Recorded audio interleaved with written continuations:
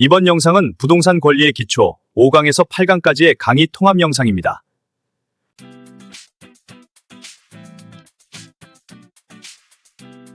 자, 이번에는 용익 물건 중에서 전세권에 대해서 한번 알아볼게요. 전세권.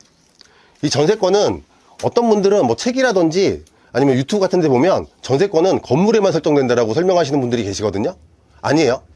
전세권은 건물뿐만 아니라 토지에도 전세권 설정이 가능해요.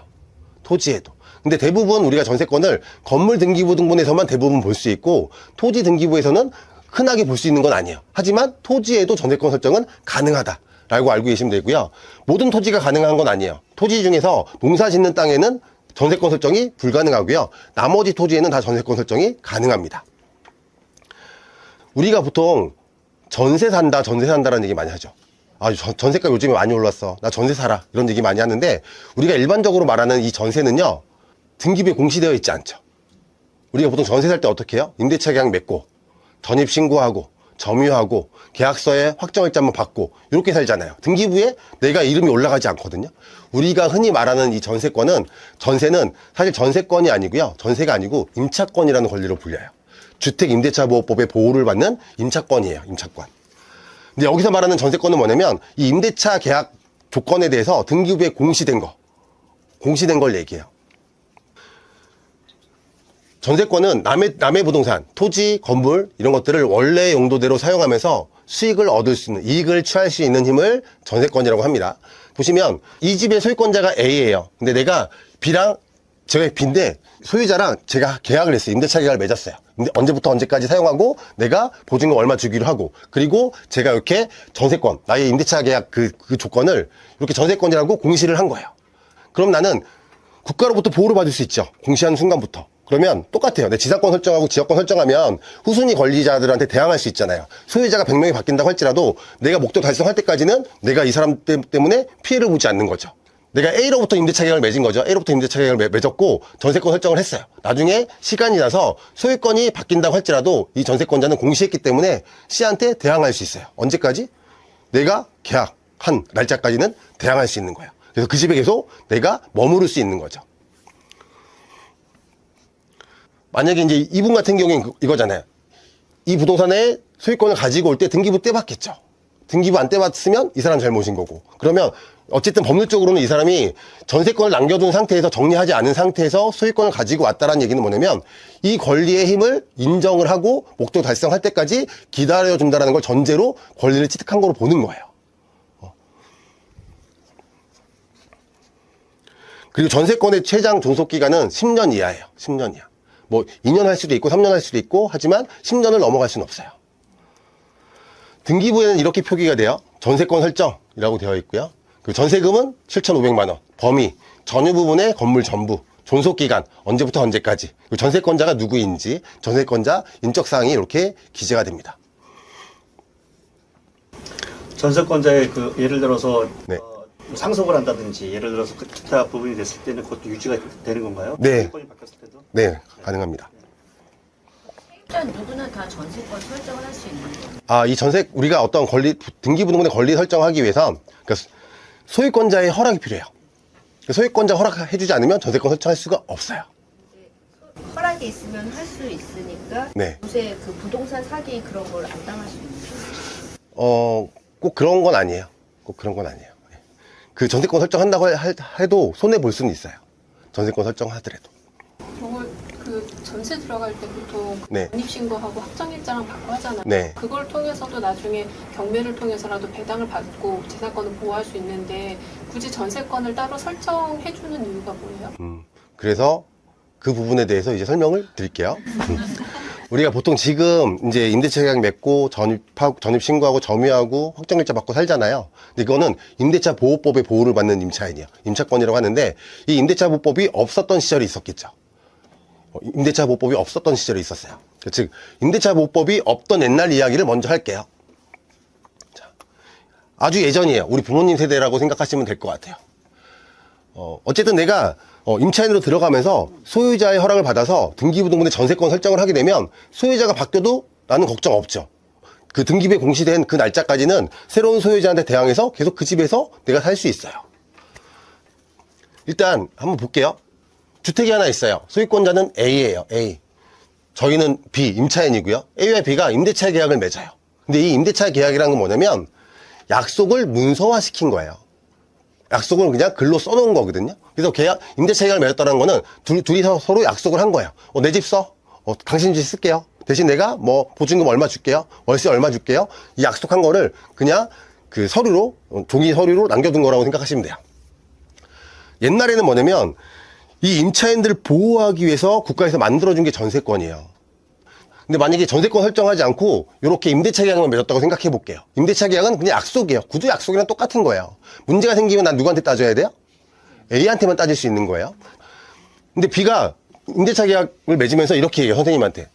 주인한테. 선생님, 제가 알아보니까 혹시 살다가 소유권이 다른 사람한테 넘어갈 수도 있고 아니면 이 집이 경매로 넘어갈 수 있는데 그때 내가 권리를 좀 보호받으려면 제가 좀 알아보니까 국가에서 전세권이라는 권리를 만들어준 게 있어요. 그 전세권 설정해 주시면 안 돼요? 라고 집주인한테 물어보는 거예요.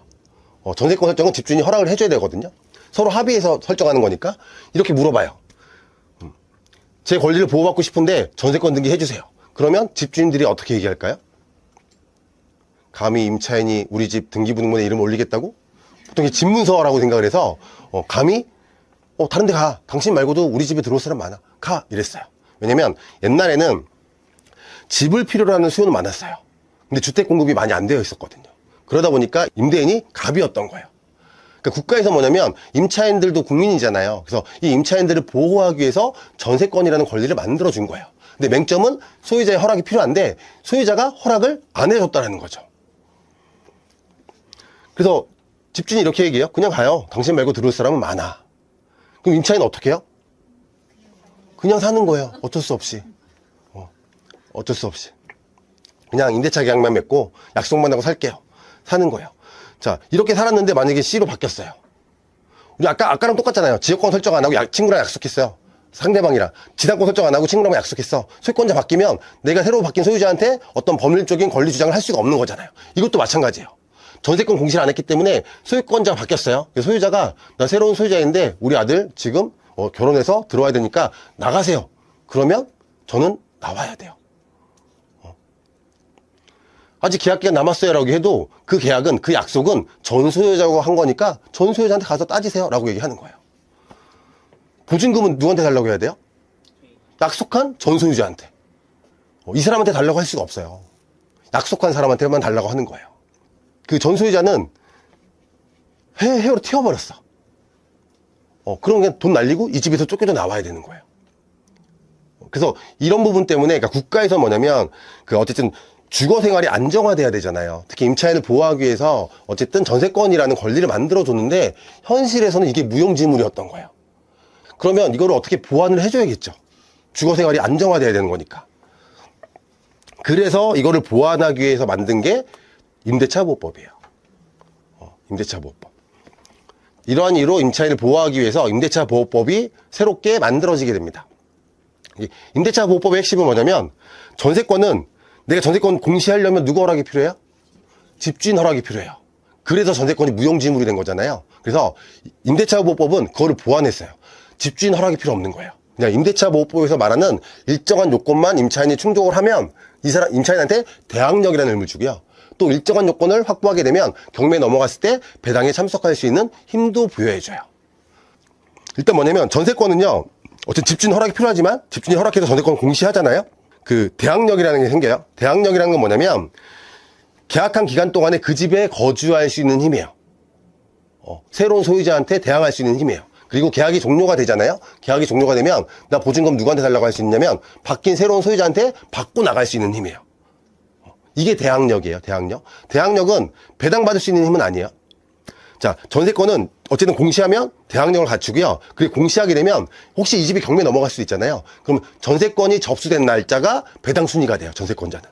전세권은 그냥 전세권 공시하면 한 방에 대항력이라는 힘과 그 다음에 경매가 넘어갔을 때 배당받을 수 있는 힘을 동시에 가지게 돼요.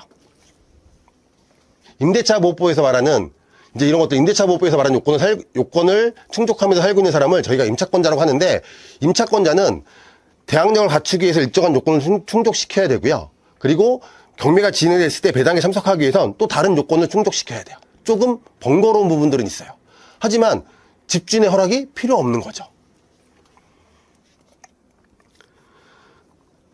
저희가 임대차 계약을 맺어요. 임대차 계약을 맺고 저희가 전입신고하고 점유, 이사 가서 점유하게 되면 이 길 영시에 이 요건을 충족시키게 되면 이 길 영시에 임차인한테 대항력을 부여해 줍니다. 이 길 영시에. 그러면 이 대항력, 임차인이 대항력을 갖추게 되면 이제 소유권자가 아무리 바뀐다고 할지라도 괜찮아요.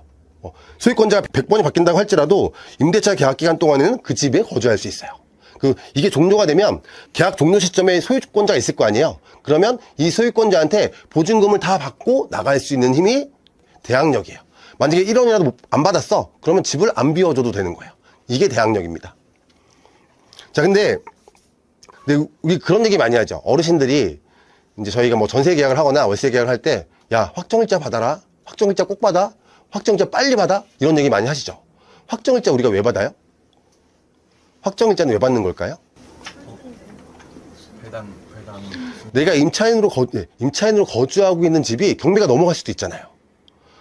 자, 그러면 그 확정일자가 있어야만 임차인은 배당에 참석할 수 있는 권리를 확보하는 거라고 생각하시면 돼요. 그러니까 전세권 공시 한 방에 대항력과 이제 배당받을 수 있는 힘을 동시에 갖추는데 임차인은 이거 이외에 배당받기 위해서 다른 요건이 충족이 돼야 돼요. 일단 전입신고하고 점유하면 이제 소유권자 바뀌어도 상관없는 거예요. 근데 경매가 넘어갔을 때 배당에 참석하기 위해선 임대차 계약서에 확정일자를 받아야 돼요. 그러니까 이 대항력을 유지한 상태에서 전입신고하고 점유하고 이 길 영시에 대항력 생기죠. 이 대항력이 유지한 상태에서 확정일자, 이게 계속 존재하고 있어야 돼요. 계속 이 두 가지 요건이 충족이 되면 임차인한테 우선면제권이라는 힘을 줘요. 우선면제권. 이 우선면제권이라는 건 뭐냐면 경매가 진행이 됐을 때 나보다 뒤에 있는 권리자들보다 우선해서 배당받을 수 있는 힘이에요.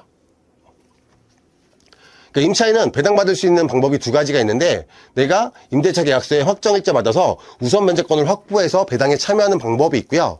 그리고 내가 보증금이 소액인 경우가 있어요. 이런 경우에는 소액 임차인이라고 한다 그러면 최우선 변제권자로도 배당에 참석이 가능합니다. 그러니까 뭐냐면 그 최우선 변제라는 건 이거예요. 보증금을요 10억을 낼 수 있는 임차인이 있어요. 자, 이 임차인은 그러면 경제력이 있는 임차인이에요? 경제력이 없는 임차인이에요? 경제력이 있는 임차인이에요. 만약에 이분이 10억의 보증금을 걸고 이 집에 거주하고 있었는데 경매가 진행이 됐어요. 근데 배당 순위가 늦어서 10억을 다 날렸어. 근데 임차인은 경제력이 있는 사람이잖아요. 10억을 날린 거는 분명 안타까운 일이지만 이분은 통장에 5억이 있을 수도 있고요. 직장도 다니고 있어요. 그러면 지금 당장은 힘들겠지만 다시 일어설 수 있겠죠. 극복할 수 있겠죠. 경제력이 있으니까. 근데 이렇게 생각해 볼게요. 보증금을 500만 원 내는 임차인이야. 보증금을 1000만 원 정도 내는 임차인이야. 확률적으로 이런 분들은 경제력이 있는 사람이에요? 경제력이 없는 사람이에요? 경제력이 없는 사람이에요. 아마 이분이 보증금으로 건 1000만 원이 그분 전 재산일 거예요. 통장에는 한 푼도 없고요. 이분은 그냥 하루 벌어서 하루 먹는 사람일 가능성이 굉장히 높겠죠. 자, 근데 만약에 이 집이 경매로 넘어가요. 근데 이분이 배당 순위가 늦어져서 1000만 원 다 날려버려. 보증금을. 근데 이 사람은 또 집을 비워줘야 돼. 근데 돈도 한 푼도 없어. 이 사람은 어떻게 될까요? 맞아요. 그쵸. 거리 불황자가 되는 거예요.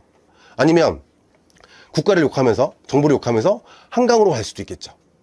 이런 사회적인 약자는 국가에서 보호를 해줘야겠죠. 그래서 보증금이 소액인 임차인들은 설사 이 임차인들이 배당 순위가 늦는다고 할지라도요 다른 채권자들보다 먼저 배당을 해줘요. 일부. 법률로 다 정해놨어요. 그래서 우리가 임차인은 두 종류의 임차인이 있다고 생각하시면 돼요. 민법에서 말하는 전세권자도 임차인이고요. 임대차 보호법에서 말하는 임차권자도 임차인이에요. 둘 다 임차인이에요. 이제 적용되는 법률이 다를 뿐이에요. 그래서 전세권은 등기부에 기재가 됩니다. 근데 임차권은 등기부에 기재되지 않아요. 그러니까 이거를 보완하기 위해서 만든 거기 때문에 집주인의 허락이 필요 없는 거고요. 등기부에 공시하지 않아도 보호를 받을 수 있는 게 임차권이라고 생각하시면 돼요. 전세권은 등기하는 그 순간 대항력과 우선면제권이 그 순간 생겨요. 그 순간. 한 방에 두 가지가 해결이 되는 거고요. 근데 임대차보호법에 말하는 임차권은 내가 대항력을 갖추기 위해서는 점유 플러스 전입신고를 두 가지를 충족시켜야 돼요. 그래야 이 길 영시에 대항력이 생기는 거고 우선면제권을 확보하기 위해선 이 대항력을 갖춘 상태에서 계약서에 확정일자 도장을 받아놔야 돼요. 그래야 경매가 진행됐을 때 우선면제권자로 배당에 참석할 수 있는 힘을 갖추게 됩니다. 그리고 전세권자는요. 만약에 이제 전세권 설정을 했어요. 계약 기간이 종료가 됐어요. 근데 소유자한테 그러면 보증금 달라고 할 수가 있겠죠. 근데 소유자가 보증금을 안 돌려주네? 그러면 전세권자는 경매 신청을 할 수가 있어요. 보증금 돌려받기 위해서. 근데 그냥 등기부만 법원에 내면 법원에서 그냥 바로 경매에 넣어줘요. 묻지도 따지지도 않고. 등기부에 공시되어 있는 권리고, 이 등기부에 계약 종료 기간도 나와 있는 거잖아요. 계약이 종료됐고 못 받았대. 그럼 바로 경매 넣어주는 거예요. 그래서 소송 필요 없이 경매 신청이 가능합니다. 근데 그냥 우리가 임대차보호법에서 말하는 임차권자들은요, 전세권 등기부에 공시되어 있지 않잖아요. 등기부에 내 이름이 안 나와 있어요. 그래서 이런 임차인들은 어떻게 되냐면 보증금 반환 소송을 통해서 판결문을 받아서 법원에 제출을 해야만 경매 신청이 가능합니다. 이런 부분들은 전세권이 좀 장점인 부분이 있죠. 그리고 여기에 보면 전세권은 담보 물권적 효력도 있다라고 되어 있어요. 담보 물권적 효력. 지금 이제 보시면 어떤 거냐면, 보통 소유권자로부터 사용하는 힘, 수익하는 힘을 뺏어온 권리가 용익물권이죠. 그러니까 사용하는 힘, 수익하는 힘. 그래서 용익 물권이라고 부르는 거예요. 물권이라는 거는 물건에 대한 권리라는 얘기고요. 그래서 전세권은 용익물권으로 분류가 돼요. 그러니까 용익물권은 뭐냐면 이 부동산을 사용하고 수익하는 힘이에요. 근데 이 전세권은 담보물권적 성격도 가지고 있어요. 우리가 전세권 설정하면서 보증금 주죠. 돈을 빌려준 게 아니에요. 뭐냐면 내가 일정 기간 동안 이 집을 사용하는 보증금 쪽으로 맡긴 거예요. 근데 계약이 종료가 되잖아요. 계약이 종료가 되면 어떻게 돼요? 그러면 내가 맡긴 보증금을 돌려달라고 요구할 수 있는 힘이 생겨요. 근데 만약에 이 사람 안 돌려주게 되면 나는 이 전세권 설정한 등기부를 법원에 제출하게 되면 바로 경매로 넣을 수 있거든요. 그래서 어떻게 보면 내가 이 부동산을 담보로 돈을 받을 수 있는 담보물권자 성격도 가지고 있다라고 보통 얘기를 해요. 전세권은 그래서.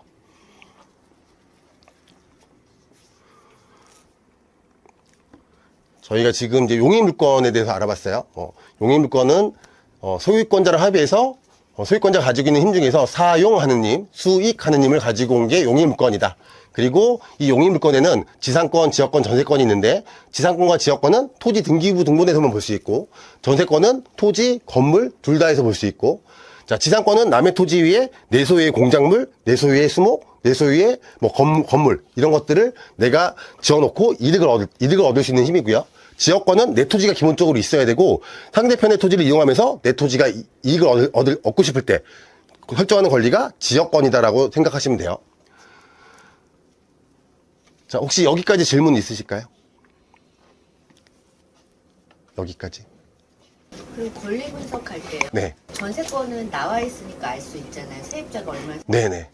그러면 그 전세권이 설정되어 있지 않는 거는 어떻게 보나요? 아까 임차권, 임대차법에서 말하는 임차권 말씀하시는 거죠? 일단은 이 사람이 임차인으로 보호를 받기 위해서 가장 기본적으로 해야 되는 건 전입신고예요. 근데 이 전입신고는 저희가 경매정보지 들고 주민센터에 제출하면 전입신고되어 있는 사람을 확인할 수 있어요.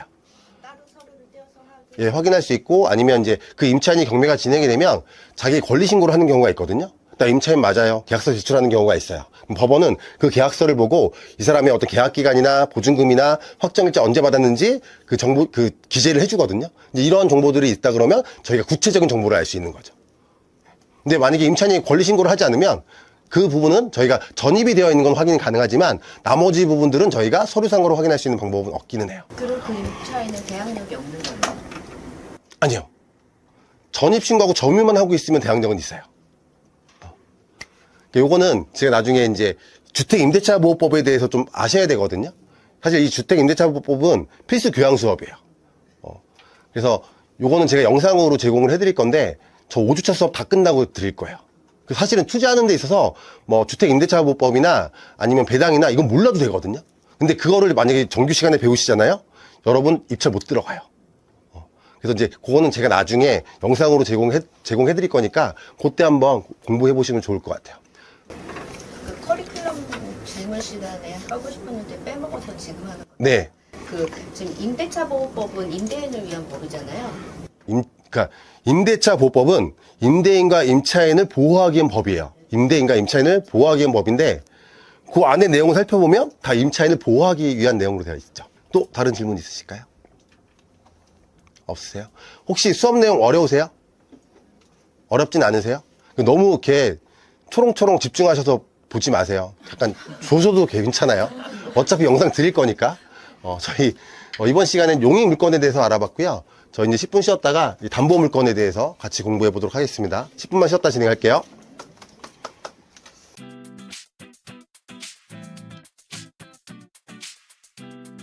자, 저희 수업 시작하겠습니다. 저희가 이제 지난 시간에는 용익 물건에 대해서 알아봤어요. 용익 물건은 소유권자가 가지고 있는 세 가지 힘 중에서 사용하는 힘, 수익하는 힘을 합의해서 가지고 온 권리예요. 이런 용익 물건에는 지상권, 지역권, 전세권이 있습니다. 자, 이번 시간에는 저희가 담보 물건에 대해서 한번 알아볼게요. 담보 물건은 소유자가 가지고 있는 세 가지 힘 중에서 처분하는 힘을 소유권자랑 합의해서 가지고 온 권리예요. 이 담보 물건에는 저당, 근저당, 질권, 담보가 등기가 있습니다.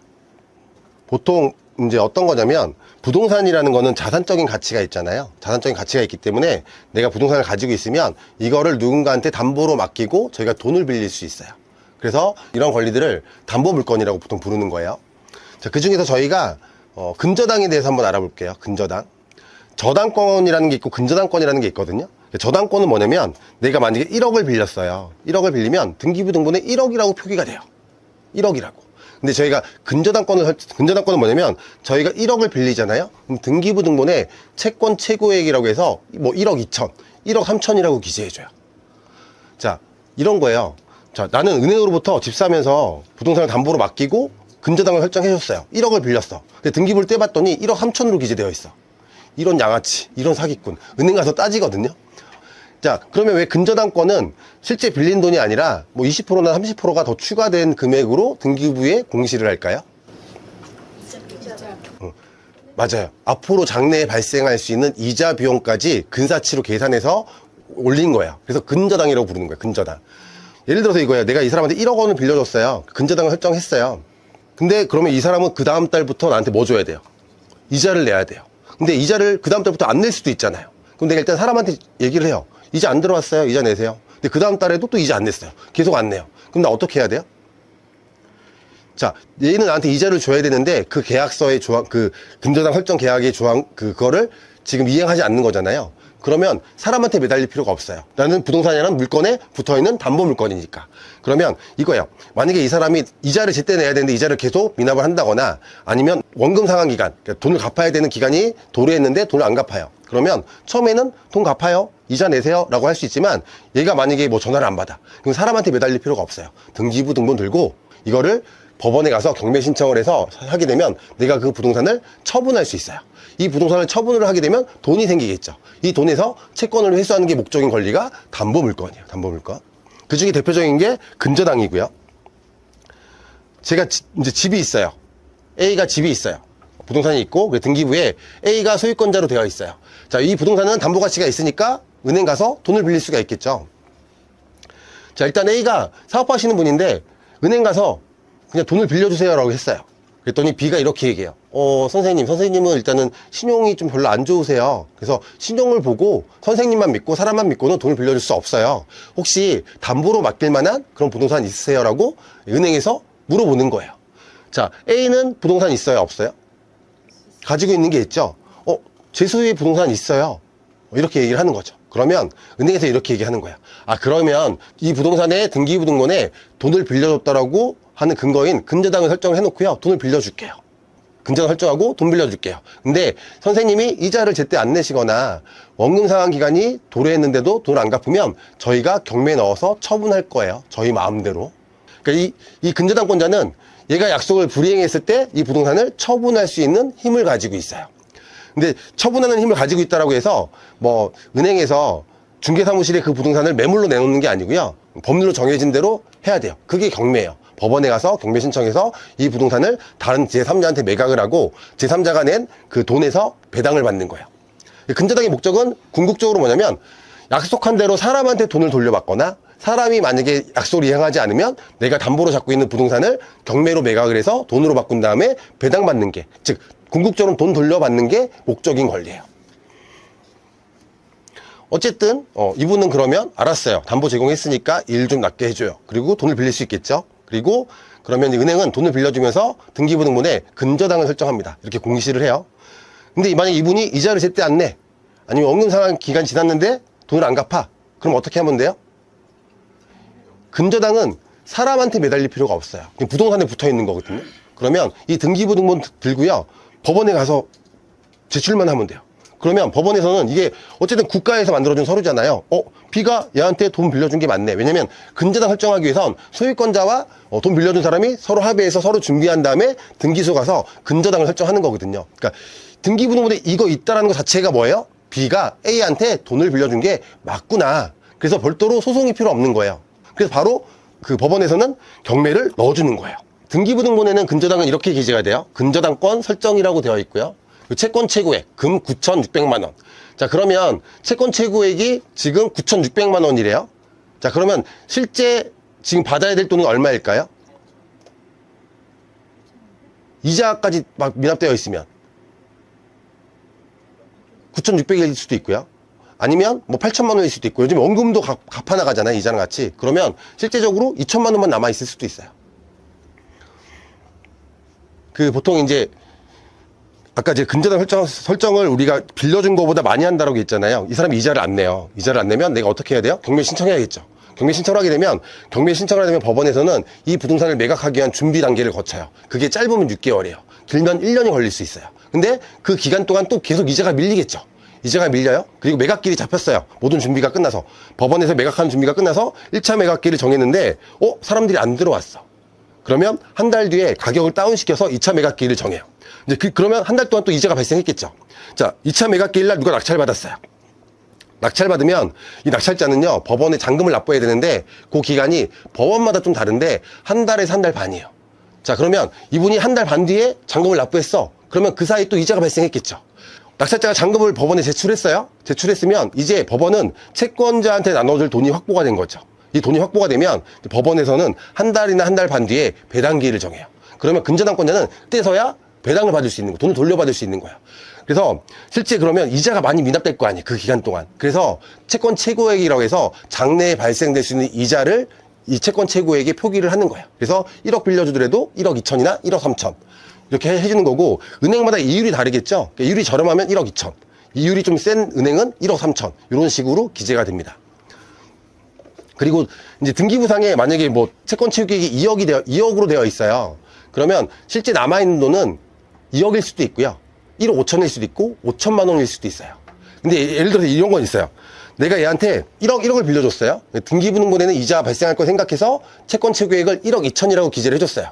근데 이 사람이 이자를 계속 미납했는데 내가 이거 관리를 제대로 안 했어. 그래서 내가 늦게 경매 신청을 한 거예요.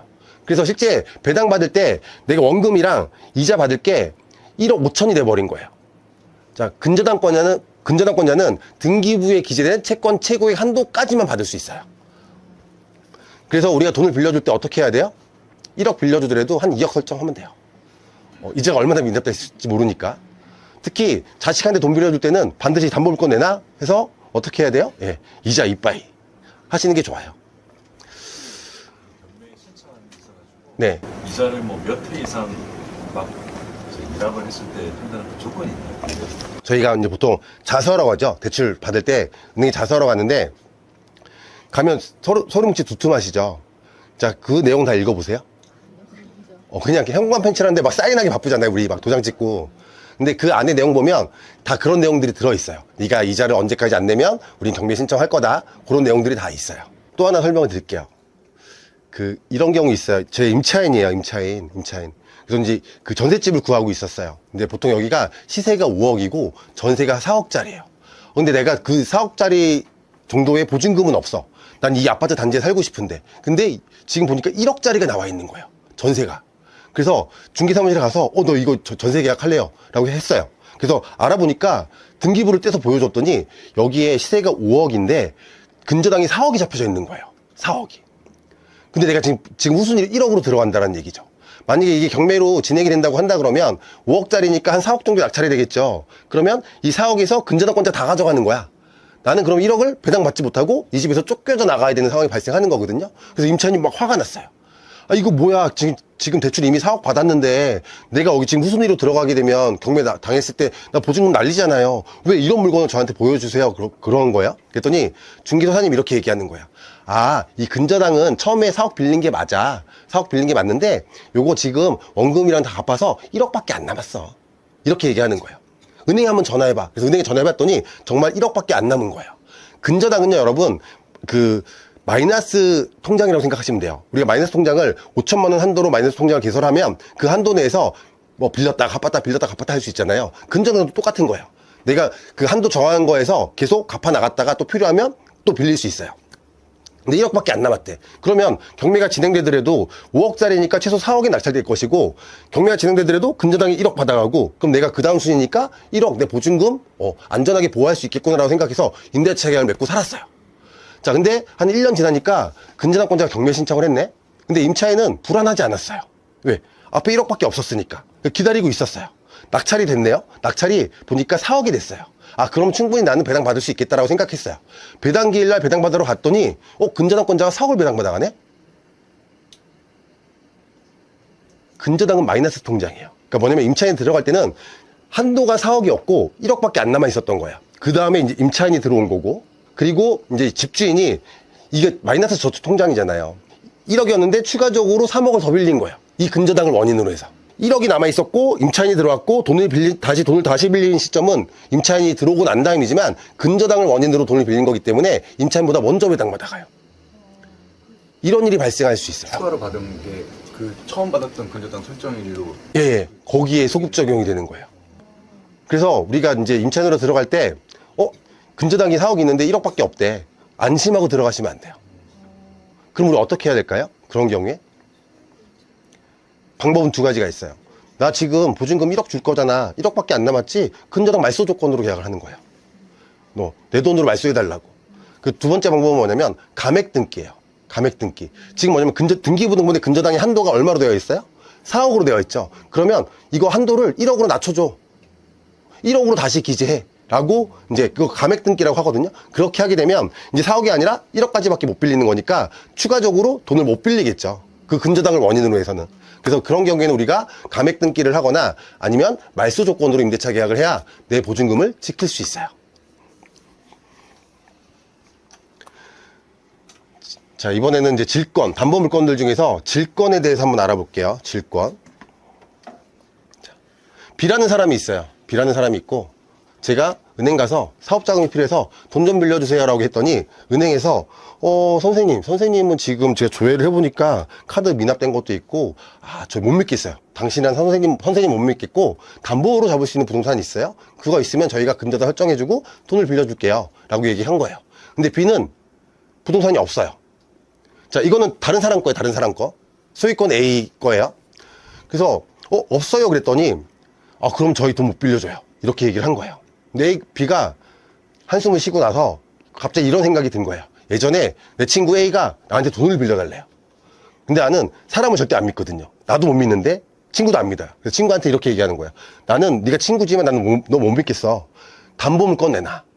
담보물건 깨끗한 거 내놔. 그럼 내가 돈을 빌려줄게 라고 해서 친구가 이 부동산을 나한테 담보로 맡기고 나는 돈을 빌려주면서 근저당을 설정한 거예요. 갑자기 이게 생각이 난 거예요. 내가 4억을 빌려줬거든요. 4억을.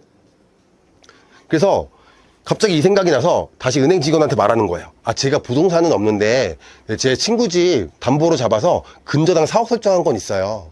이 근저당 4억은 뭐냐면 결과적으로 돈 받을 수 있는 권리인 거잖아요. 그래서 혹시 이거 가지고 이게 담보가 될 수는 없어요? 이걸 담보로 돈을 빌릴 수는 없어요? 라고 물어본 거예요. 은행 직원한테. 그랬더니 은행이 이렇게 얘기하는 거죠. 어차피 돈 받을 수 있는 권리니까 근저당이 있으세요? 그러면 저희가 선생님이 설정한 이 근저당을 인질로 잡을게요. 인질로. 그래서 질권이라고 부르는 거예요. 그리고 인질로 잡고 그러면 이걸 담보로 해서 저희가 돈을 빌려드릴게요 라고 하는 거예요. 이게 이제 그렇게 되면 이 등기부등본에 질권 C, 은행 명이 기재가 되는 겁니다. 원래 질권은 등기부에 공시되는 권리는 아니에요. 그러니까 질권의 원래 의미는 뭐냐면 우리 완전 1998? 그 시대로 가볼게요. 그 시대에는 인터넷 없죠. 핸드폰 없잖아. 인터넷 있었나? 있었죠. 인터넷 이렇게 PC 있긴 했었죠. 근데 그 시기에는 핸드폰 더 오래 갈게요. 더 오래전으로 갈게요. 아주 오래전에. 그러니까 은행은 6시 되면 문 닫고 인터넷도 안 되고 스마트폰도 없었던 시절로 돌아갈게요. 우리 집 아들내미가 있는데 아들내미가 어디서 행패 부려가지고요 사고를 쳤어요. 막 기물 파괴하고. 거기 경찰서로 갔더니 그 기물 파괴한 그 가게의 주인이 만약에 이 보상금을 지금 한 뭐 500만 원 주지 않으면 자기는 형사 고소를 하겠대요. 자, 근데 그 시간이 밤 8시예요. 저녁 8시. 자, 은행 갈 수도 없어. 그러면 어머님은 어떻게 해요? 집에서 일단 돈이 있는지 없는지 확인을 하는 거예요. 근데 돈이 없어요. 돈이 없어. 자, 그럼 어떻게 해야 돼요? 500만 원 장만해야 되잖아요.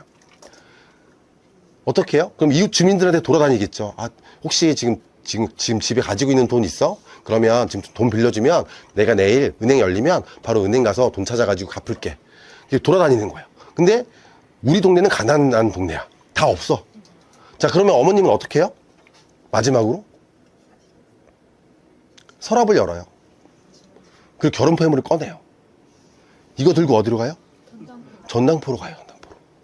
전당포로 가서 어떻게 해요? 내 결혼폐물을 인질로 맡겨요.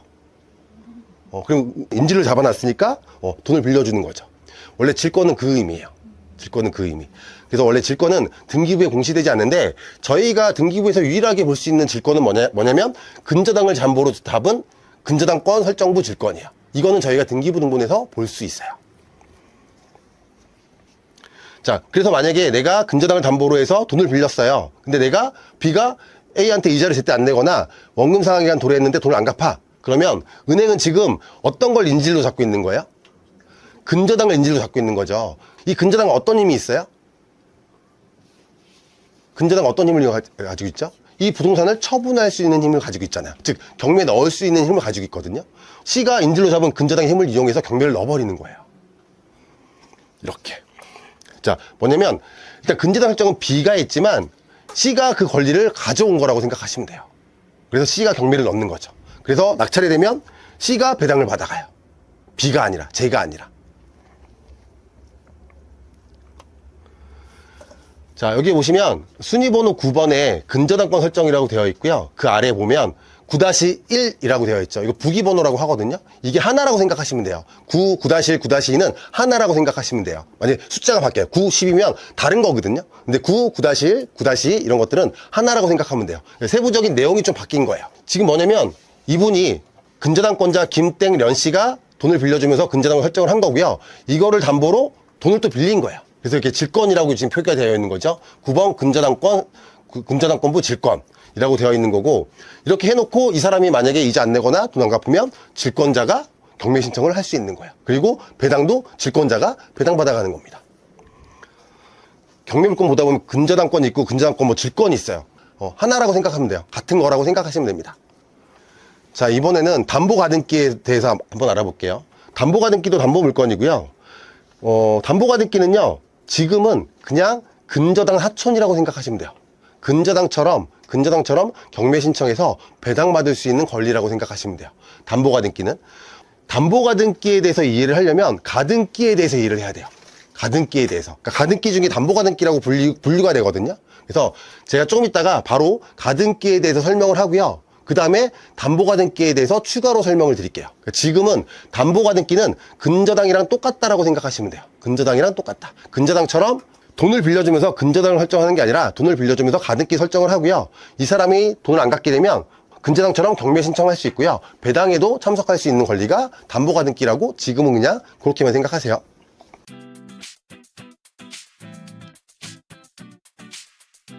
저희가 지금까지 담보물건에 대해서 알아봤어요. 소유권자가 가지고 있는 세 가지 힘 중에 처분하는 힘을 가지고 온 권리를 담보물건이라고 하는 거고요. 그 부동산을 담보로 돈을 빌려준 거예요. 이제 이런 권리들로는 근저당이 있고 질권이 있고, 근데 근저당과 질권은 한 몸이라고 생각하시면 되겠죠.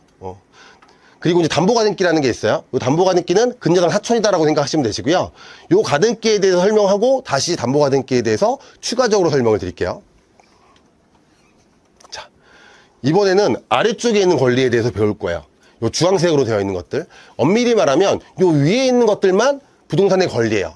부동산의 권리란 부동산을 사용하는 게 목적이거나 부동산을 이용해서 이익을 얻는 게 목적이거나 부동산을 처분하는 게 목적인 권리가 부동산의 권리라고 하는 거거든요.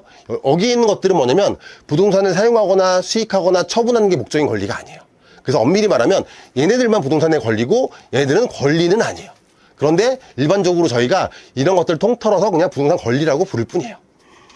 자, 이 중에서 저희가 가등기에 대해서 한번 알아볼게요. 가등기. 저희가 이제 그 부동산 권리를 보다 보면 앞에 가짜가 붙은 것들이 좀 있어요. 뭐 가등기, 아니면 여기에 있는 뭐 가압류, 그리고 여기에 있는 가처분, 앞에 가짜가 붙은 게 있거든요. 가가 붙은 건 뭐냐면 임시라는 뜻이에요. 임시. 무언가가 아직 확정되지 않은 임시라는 의미를 가지고 있어요. 자, 가등기는 예비 등기라고도 부르기도 하고요. 순위 보전 등기라고도 부르기도 합니다. 자, 가등기에 대해서 알아볼 건데, 가등기는 예비 등기예요. 임시 등기, 순위 확보의 의미가 있고, 이거예요. 내가 나중에 소유권을 취득하고 싶어. 근데 내가 이제 예를 들어서 석 달 뒤에, 지금은 자금이 좀 안 되는데 석 달 뒤에 이 부동산의 소유권을 취득하고 싶어. 근데 이거를 내가 소유권 취득할 거를 다른 사람한테 미리 좀 알려주고 싶어. 그때 설정하는 게 가등기예요. 가등기를 설정을 해요. 근데 내가 소유권 이전받는 걸 목적으로 설정한 가등기잖아요. 그럼 등기부등본에 소유권 이전 청구권 가등기라고 표기가 돼요. 나 나중에 소유권 이전받을 거야. 이거를 미리 내가 알려주는 거야. 그래서 예비등기라고 하는 거예요. 그래서 시간이 지나서 6개월 뒤에 실제적으로 내가 소유권 취득을 했어요. 그러면 내가 가등기를 설정하고 소유권 취득하잖아요. 그러면 소유권 취득 시점은 가등기로 소급 적용돼요. 근데 내가 가등기, 소유권 이전 청구권 가등기를 설정을 하고 중간에 다른 권리들이 들어와.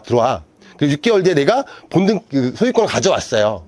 그러면 나의 소유권 취득 시점은 가등기 날짜로 소급 적용이 되고, 그러면 내 뒤에 있는 권리들 중에서 나한테 피해를 주기는 건 죽여버릴 수 있어요.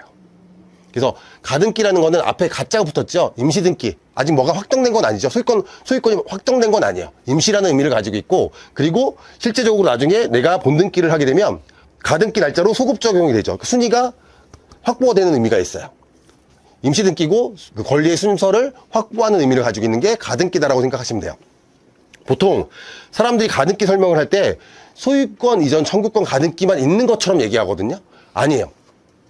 가등기는요, 아까 우리가 지금까지 배웠던 파란색 권리들이 있죠. 그 권리와 관련해서 내가 나중에 설정하려고 할 때는 다 설정할 수 있어요. 내가 나중에 소유권 취득할 거야. 근데 순위를 확보하고 싶어. 그러면 소유권 이전 청구권 가등기가 되는 거고, 나 나중에 근저당 설정할 거야. 근데 그거를 내가 순위를 미리 확보하고 싶어. 그러면 근저당 설정 청구권이라고 등기부에 기재가 돼요. 내가 나중에 지상권을 설정할 거야. 근데 그 순위를 내가 미리 확보하고 싶어. 그러면 등기부등본엔 지상권 설정 청구권 가등기라고 표기가 돼요. 근데 사람들이 가등기는 소유권 이전 가등기만 있는 것처럼 얘기하는 이유가, 대부분 우리가 가등기 설정할 때 소유권 취득하는 걸 목적으로 하는 게 거의 대부분이기 때문에 그래요. 다른 권리들은 잘 안 보이는 거거든요. 근데 안 되는 건 아니에요. 그리고 이런 것들은 보통 예비등기라고도 하고요. 그리고 순위를 보존한다, 권리의 순서를 보존한다는 의미로 보존가등기 혹은 순위 보존가등기라고도 부릅니다. 가등기 중에 가장 대표적인 소유권 이전 청구권 가등기에 대해서 설명을 드릴게요. 시세가 5억짜리인 부동산이 있어요. 소유권자는 A예요. 그래서 A가 등기부상에 소유권자로 되어 있고, B는 이 부동산을 가지고 오고 싶어요. 소유권을. 그래서 매매계약을 합니다. 시세가 5억이니까 계약금 5천만 원 줬어요. 그리고 매매계약서를 작성했어요. 자, 저희가 매매계약서 작성하고 계약금 5천만 원 주면 B가 소유권자가 되는 거야? 아니에요. 언제 소유권자가 돼요? 잔금을 납부해야 소유권자가 돼요. 어쨌든 저희가 계약금을 5천만 원으로 주고요. 3개월 뒤에 나머지 잔금, 중도금 없이 3개월 뒤에 나머지 4, 5천 잔금 치르기로 했어요. 그런데 저희가 이렇게 매매계약서를 작성을 하고 딱 하루 뒤에 이 지역에 대규모 개발계획이 발표가 됩니다.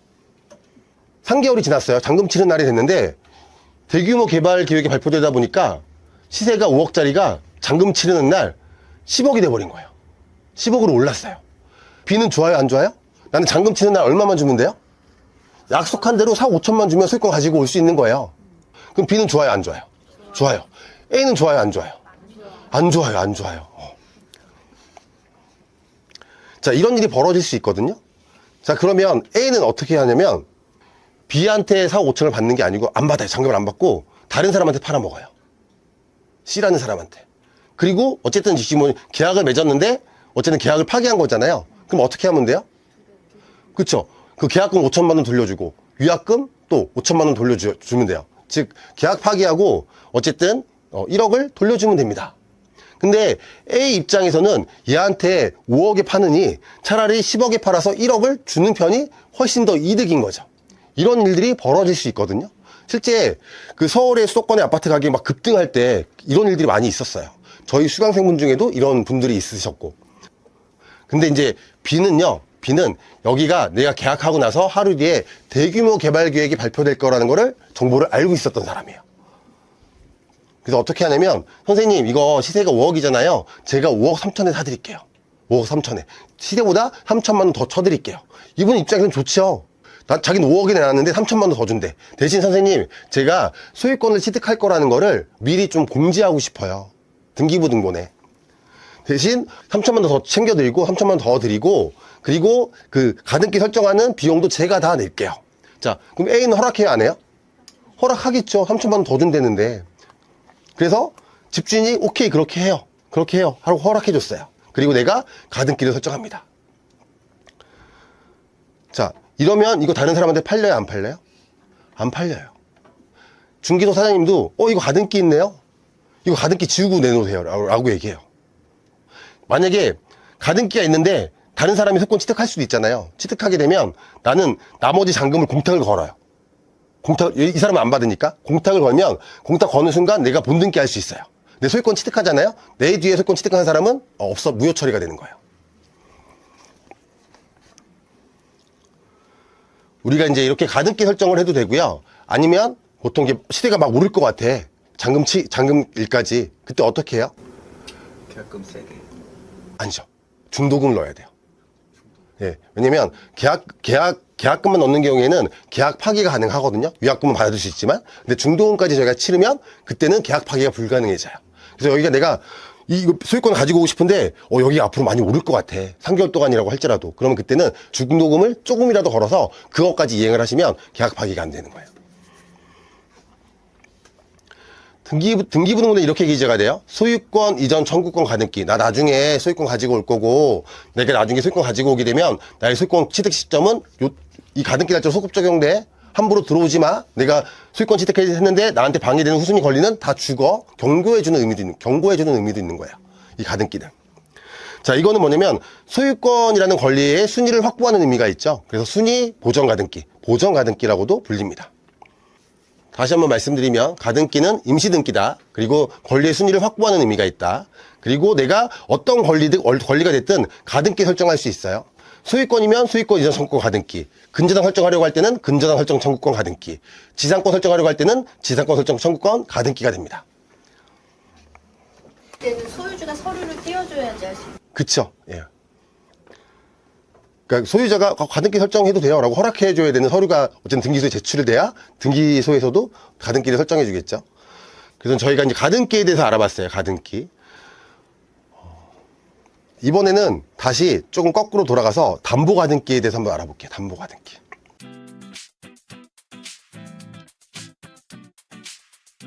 이번에는 다시 조금 거꾸로 돌아가서 담보가등기에 대해서 한번 알아볼게요. 담보가등기. 원래 국가에서 가등기를 만들어준 목적은 이거예요. 네가 나중에 어떤 권리를 설정하고 싶어? 근데 이 권리의 순위를 미리 확보하고 싶어? 너네들을 위해서 가등기를 만들어놨어 라고 하는 게 국가에서 만들어준 거예요. 가등기를 만들어준 목적이. 담보가등기는요, 사채업자 때문에 생겼어요. 담보가등기와 보전가등기. 보전가등기는 우리가 지금 배웠던 그거예요. 순위를 확보하기 위한 가등기를 보전가등기라고 해요. 근데 담보가등기라는 게 있는데, 자, 어떤 거냐면 등기부상이에요. 등기부를 봤더니 등기부에 소유권 이전 청구권 가등기가 공시되어 있어요. 원래는 보전가등기예요. 보전가등기. 근데 등기부상에 소유권 이전 청구권 가등기가 공시되어 있는 경우에 이 가등기는요, 보전가등기. 원래 국가에서 만들어준 그 목적대로인 보전가등기일 수도 있고요. 아니면 근저당처럼 부동산을 담보로 잡고 빌려준 담보가등기일 수도 있어요. 이 두 가지로 나뉘어져요. 친절하게 등기부 등본에 보전가등기예요, 담보가등기예요 구별되어 있는 게 아니에요. 그냥 등기부에는 이렇게 표기되어 있지만 이 가등기는 순위를 확보하기 위한 보전가등기일 수도 있고 아니면 담보가등기일 수도 있어요. 보전가등기는 뭐예요? 소유권 이전받는 게 목적인 가등기예요. 담보가등기는 뭐예요? 돈 돌려받는 게 목적인 가등기예요. 두 가지로 나뉘어진다. 근데 저희가 권리 분석을 할 때 이 가등기가 보전가등기냐 담보가등기냐에 따라서 위험할 수도 있고 위험하지 않을 수도 있어요. 그러니까 등기부등본도 이렇게 되어 있어요. 그러면 이게 담보가등기면 위험하지 않거든요. 근데 이게 만약에 보전가등기라고 한다 그러면 위험할 수도 있어요. 그럼 내가 이거를 이 소유권 이전 청구권 가등기가 보전인지 담보인지 구별을 할 줄 알아야 돼요. 지금 보니까 등기부에 이렇게 소유권 이전 청구권 가등기라고 기재가 되어 있어요. 등기 원인도 매매 예약이라고 기재가 되어 있어요. 그러니까 등기부에 이렇게 공시되어 있어도 실제로는 소유권 이전 받는 걸 목적으로 하는 순위를 확보하기 위한 보전 가등기일 수도 있고, 아니면 근저당처럼 돈 빌려주고 담보물권 설정 목적인 담보 가등기일 수도 있다는 얘기예요. 등기부 내용으로는 우리가 판단할 수 없어요. 원래 국가에서는 이걸 목적으로 만들어준 거거든요. 근데 이거를 사채업자들이 악용하기 시작합니다. 자, A라는 분이 계세요. 부동산도 하나 가지고 계시고요. 이분이 사업하시는 분인데 사업자금이 좀 필요했어요. 이게 한 10억 정도 되거든요. 시세가 10억 정도 되니까 나는 근데 지금 돈이 한 8억 정도 필요해. 8억 정도 필요해. 근데 은행을 찾아갔어요. 은행에 찾아갔더니 은행에서 요즘에 대출을 많이 안 해주잖아요.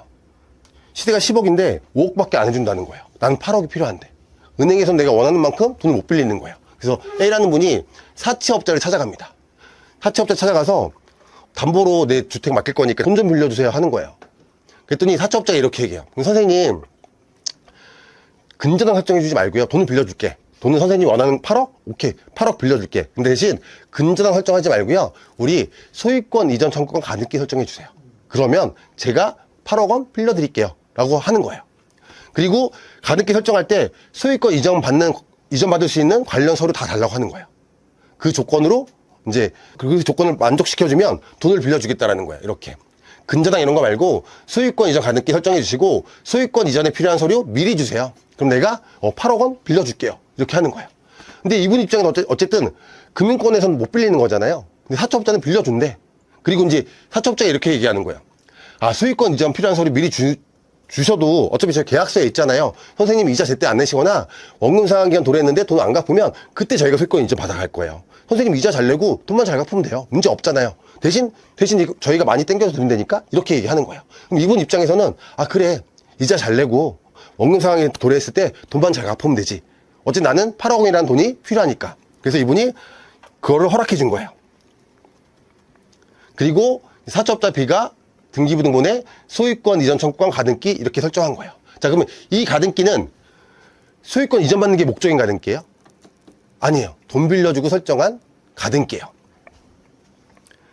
문제는 뭐냐면 이자 잘 내야 되겠죠. 이자 안 내면 계약 조건을 불이행했기 때문에 소유권 뺏길 수 있잖아요. 소유권 이전 관련된 서류는 이미 얘한테 넘어갔잖아요. 그럼 이자를 잘 내야겠죠, 일단은. 자, 그래서 그 다음 달에 얘네들이 알려준 계좌로 바로 이자를 냈어요. 두 번째 달에도 또 이자를 냈어요.